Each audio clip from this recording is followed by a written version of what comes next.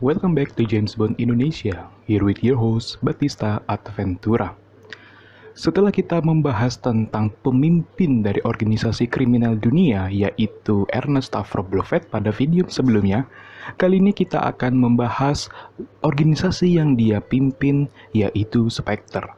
Bagaimana latar belakang terciptanya Spectre, kemudian apa saja yang telah dilakukan Spectre selama ini, maupun siapa saja anggota di dalam Spectre, akan kita bahas tuntas di dalam video ini.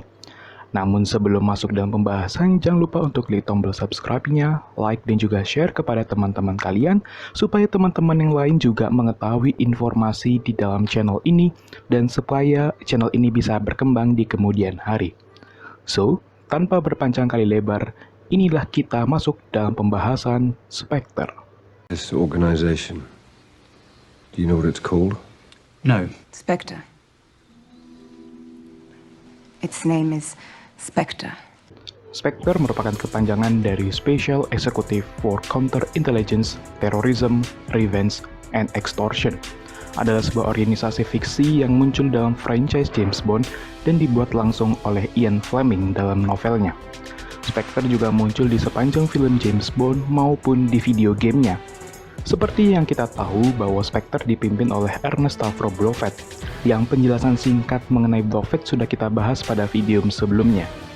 Organisasi global ini pertama kali muncul dalam novel karangan Ian Fleming berjudul Thunderball pada tahun 1961, dan muncul pertama kali dalam layar lebar ketika film pertama James Bond yaitu Dr. No rilis di publik tahun 1962. Each as stupid as the other. I'm a member of Spectre. Spectre? Spectre. Special Executive for Counterintelligence, Terrorism, Revenge, Extortion. The four great cornerstones of power, headed by the greatest brains in the world. Correction. Criminal brains. The successful criminal brain is always superior. It has to be. Why become criminal? I'm sure the West would welcome a scientist of your caliber. The Americans are fools. I offered my services, they refused. So did the East. Now they can both pay for their mistake. World domination. Same old dream. Perlu diketahui bahwa Spectre tidak tunduk atau terikat pada suatu negara atau tergabung dalam aliansi manapun, karena memang tujuan utamanya adalah ingin menguasai dunia secara total. Pada mulanya, dalam novel Ian Fleming, ia menceritakan bahwa sebenarnya Spectre adalah sebuah perusahaan komersial yang dipimpin oleh Blofeld, di mana perusahaan tersebut terdiri dari 21 anggota. 18 diantaranya bertugas untuk mengurusi agenda sehari-hari dari Spectre, atau dengan kata lainnya menjalankan operasionalnya Spectre.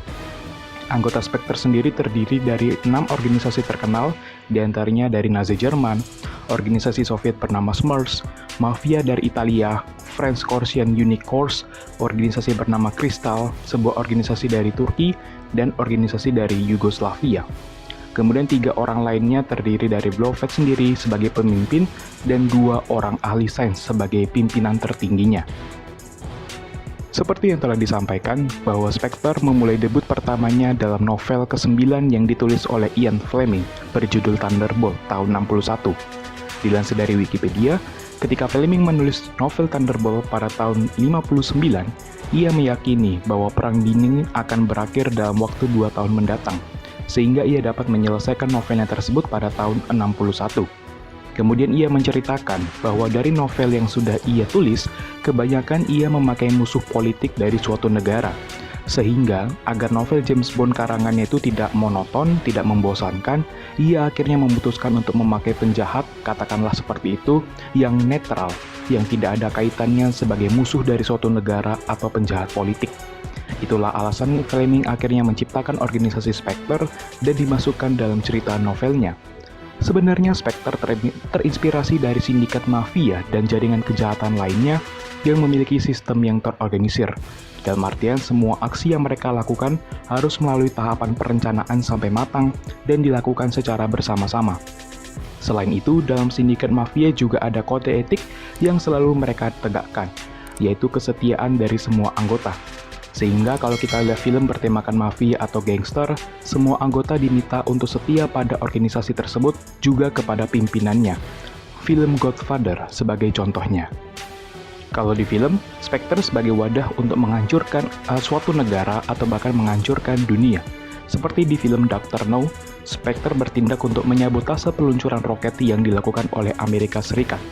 Selain itu, di film lainnya, Spectre juga terkadang meminta tebusan kepada negara agar supaya aksi yang akan mereka lakukan tidak terrealisasi. Karena seperti yang sudah disampaikan bahwa tujuan utama mereka adalah untuk menguasai dunia. Hal ini pertama kali diucapkan oleh Blofeld dalam film yang berjudul You Only Live Twice. Strategi jangka panjang Spectre dianalogikan dengan 3 ekor ikan yang ada di dalam sebuah akuarium, yang diceritakan dalam film From Russia with Love. But on the whole, stupid. Yes, they're stupid. Except for the occasional one such as we have here, who lets the other two fight while he waits.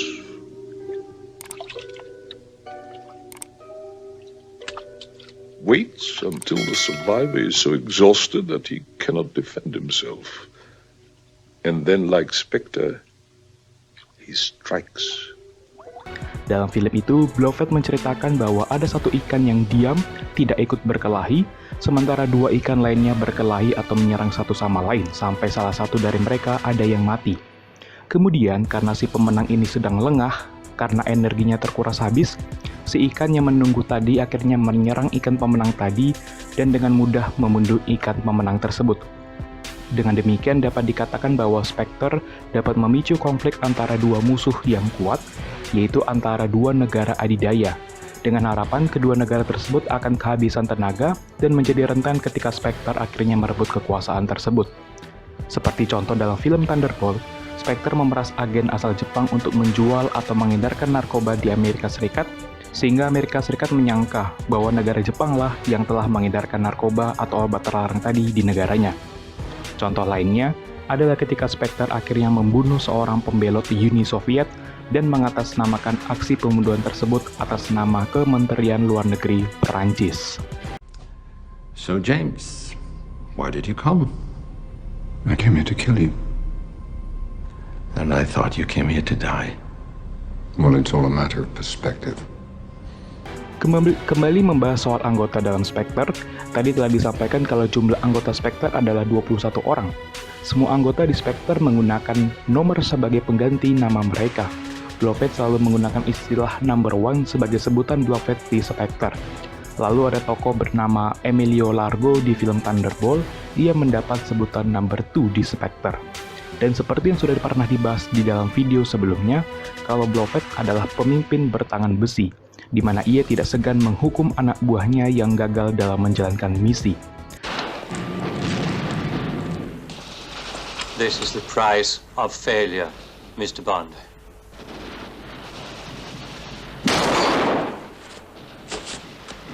Come on.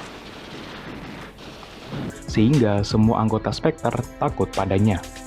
Kemunculan Spectre selain di novel juga muncul di beberapa film James Bond, mulai dari Dr. No sampai yang terbaru adalah film yang berjudulkan sama dengan organisasi tersebut yaitu Spectre, dan dilanjutkan di film No Time to Die. Kalau Spectre di eranya Daniel Craig disebutkan di Wikipedia bahwa kemunculan Spectre di era Daniel Craig ada di universe yang berbeda dengan eranya Sean Connery dan kawan-kawan. Di film Spectre, Bond diperintah oleh M untuk membunuh Marco Sierra yang pada akhirnya membawa Bond lebih dalam lagi kepada Spectre.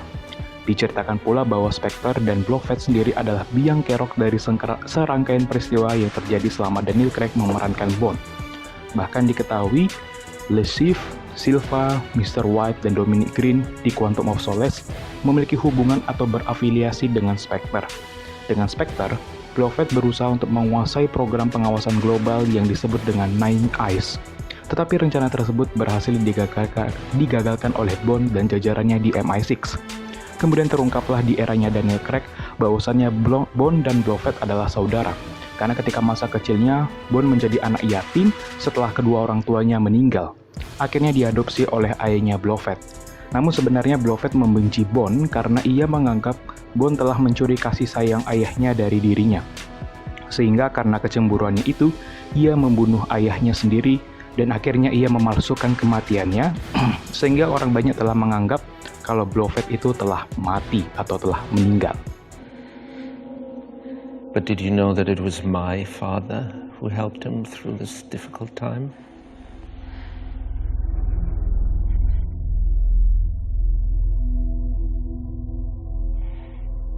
Over the course of 2 winters, he taught him to ski, and climb, and hunt. He soothed the wounds of the poor little blue-eyed orphan. Asked me to treat him as a brother. My little brother. They formed quite an attachment. So, you killed him? Yes, I did. Dari situlah ia menggunakan nama samaran yaitu Franz Oberhauser sehingga ia bisa membangun Spectre tanpa ketahuan kalau dia sendirilah yang membunuh ayahnya. Makanya untuk membalas dendam kepada Bond, ia meminta kepada Le Chiffre, Mr. White, Dominic Green, sampai Silva untuk merusak atau mengganggu kegiatan James Bond, bahkan kalau bisa untuk menggagalkan aksi-aksi dari Bond. Tapi kisah cinta dari Blofeld dengan organisasinya harus berakhir di film No Time to Die, di mana Chauvin sebagai musuh utama James Bond dalam film tersebut memiliki dendam kepada Blofeld dan Spectre. Sehingga di film itu kita menyaksikan pembantaian seluruh anggota Spectre dan Blofeld akhirnya pun meninggal di dalam sel tahanannya. Die, Blofeld, die! Jesus, open the door!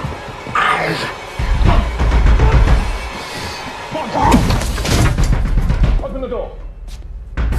Bond! What the hell are you thinking? Yes, I know how to interrogate an asset. This interrogation is over. Tanner, don't lecture me! Bond, you have violated the most important rule in the whole bloody playbook. Nasibnya belum diketahui apakah Spectre akan kembali muncul di film James Bond berikutnya dengan universe yang berbeda atau seperti apa, masih belum ada kabarnya. Spectre juga muncul di beberapa video game bertemakan James Bond, mulai dari GoldenEye Rogue Agent, From Russia with Love, sampai 007 Legends. Sehingga karena aksi-aksinya yang telah dilakukan oleh Spectre, kemudian juga kontribusinya yang ia lakukan terhadap kerusakan dari suatu negara, maka dikatakanlah bahwa Spectre itu adalah organisasi yang sering muncul di film James Bond dan sebagai organisasi yang paling jahat, yang paling sering muncul di film Bond. You came across me so many times and yet you never saw me. Le Chiffre, Green, Silva. All dead. That's right. A nice pattern developed. You interfered in my world, I destroyed yours. Or did you think it was coincidence that all the women in your life ended up dead? Vesper Lynd, for example. Demikianlah ulasan tentang apa yang telah dilakukan oleh Spectre, berikut juga dengan latar belakang dari Spectre itu sendiri. Harapannya dengan membahas tentang organisasi Spectre ini melengkapi informasi yang sudah kami sampaikan tentang Blofeld di video sebelumnya, sehingga ada koneksi ataupun ada terjalin hubungan satu sama lain antara Blofeld dan juga Spectre. Terima kasih buat kalian yang sudah menonton video ini sampai dengan selesai.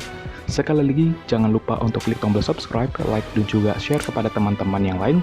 Mana tahu teman-teman yang lain ada seorang Bond fans juga, sehingga mereka juga mengetahui informasi seputar dunia James Bond di dalam channel ini.